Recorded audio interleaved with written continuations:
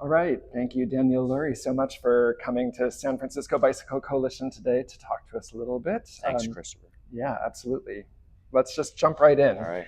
So many media stories in the past year have framed a narrative that biking and rolling and economic recovery in the city are in opposition, particularly for small businesses. But data shows that this is false.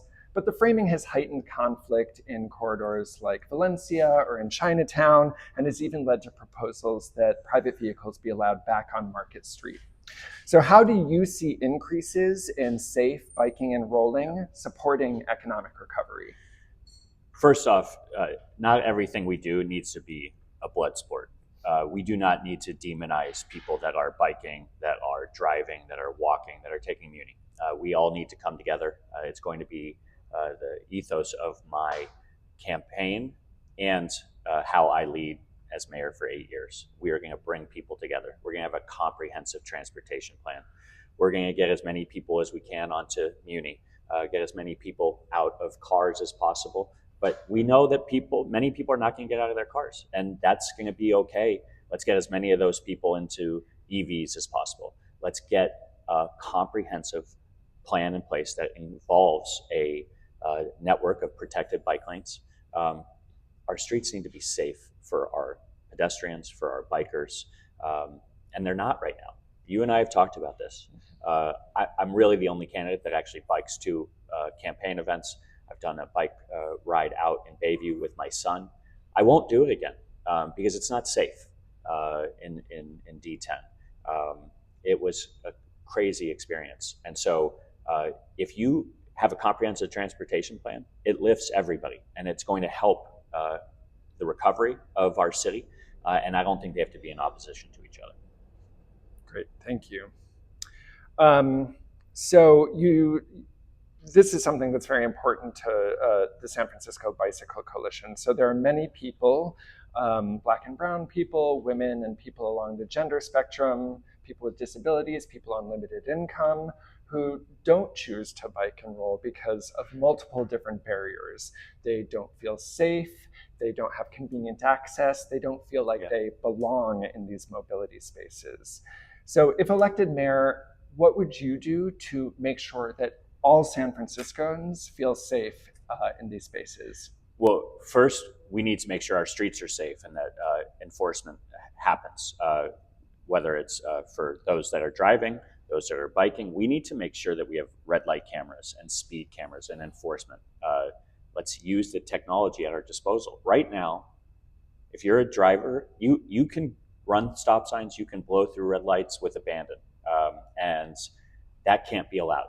We need to increase the number of law enforcement that we have. We're short 500 police officers. We need to get back to the mandatory minimum of 2,000 so that we have people enforcing traffic stuff. And maybe it's not, I actually don't want our police doing that. I actually want DPT doing that. Like, why can't they enforce stop signs, red light cameras? That'll help. And then we have a network of protected bike lanes. That'll help people feel safe. But not only do people not feel safe biking and walking, but people don't feel safe getting on Muni right now.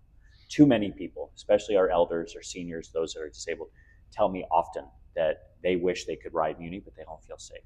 And so we have a safety, we have a sense of disorder on our streets, and not just around like what we're seeing on our streets, but also how people just aren't obeying traffic laws. I want to follow dig up. in more on that.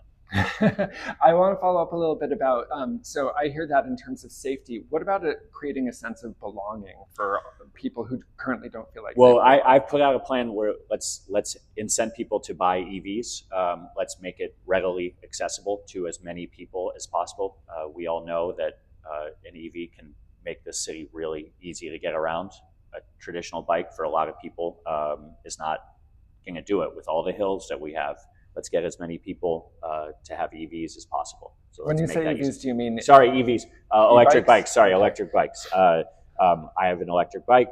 I have an electric car, and so I'm talking about electric bikes. Okay, but you talked about, for example, riding around with your son in D10. Yeah. that's a neighborhood that has very low density of bike infrastructure, Right. and also a community that rightfully feels like a lot of urban planning that has happened has harmed their community, and Yeah, they're that's very right. suspicious of things like new bike infrastructure, and they don't feel like they belong there. They don't feel like it's built for them. What could you do to change that? Well, I think this is where there's a lot of issues that we have. We have a lot of departments in this city that do things to community. They don't work with community. I'm going to be a mayor that works with community. I'm not just doing 210 house parties during my campaign, but I'm going to continue to go out and listen. My department heads are going to be responsible to make sure they not only inform community, but they listen to community. And you're right, especially in D10, but also out in D11. There and by the way, I could actually name every district right now. Feels like this administration does not listen to them. I'm going to be a mayor that listens. I need you also to know that I am running for mayor to fulfill like the truest version of public service, which is not for personal profit or gain, but to serve the people of San Francisco, the taxpayers, the residents, the communities that have been disenfranchised for far too long.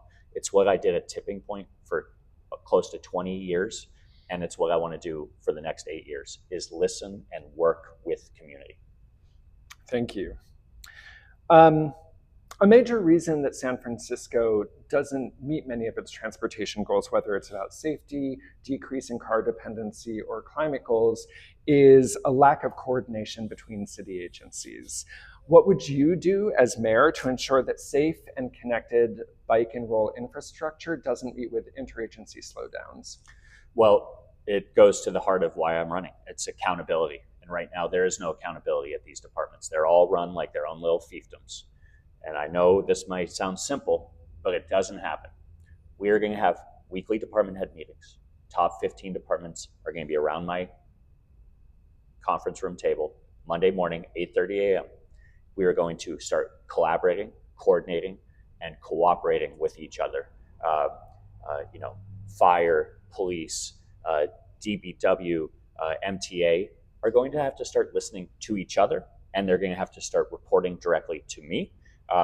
And I'm going to ask them what their goals are for the week, what their goals are for the 6 months and for the 12 months out.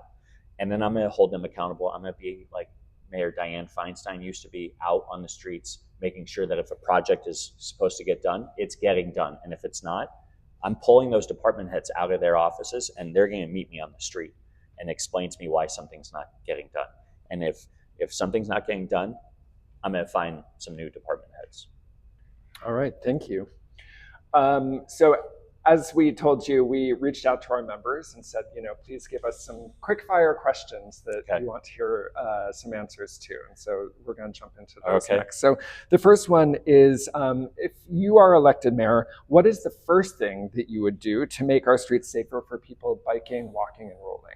I'm going to work on speed enforcement cameras and red light cameras. I think those two will go a long way. You start thinking twice about running stop signs and red lights if you know you're going to get caught. Right now, you don't think you're going to get caught, so you're going to do it. And we've seen far too many pedestrians and bikers get hit. Quick follow-up question to that. So particularly with rapid fire questions have follow-up questions. I like it, Christopher. Let's go. I like it. You talked about automated speed enforcement, and the city is rolling out the first pilot cameras in the coming year. What would you do to sort of speed up the distribution of those, make sure that the program expands and continues to keep? I'd work with our department heads to make sure that we do it, make sure that we prioritize it in the budget.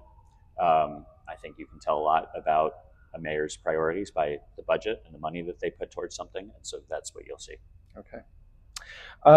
What is your plan for slow streets and other measures that encourage cars to drive slower on or avoid driving on certain streets? Here's what I'll say. I'm looking for a comprehensive transportation plan. There's a couple of slow streets that have been magical and great, and there are others that have been incredibly divisive, and that is what we have to get away from. This city creates a blood sport over every issue, and there was when they started putting these in place, there was not clear directives from department heads and from this mayor on down. And it created a sense of we have to pit neighbors against each other. And so I'm telling you right from the start, I'm bringing people together, bikers, pedestrians, those that use public transportation, and drivers, to make sure that we have a comprehensive plan around transportation, a protected bike lane that goes through the whole city. I'm going to work with people that are experts in each of those areas to get the job done.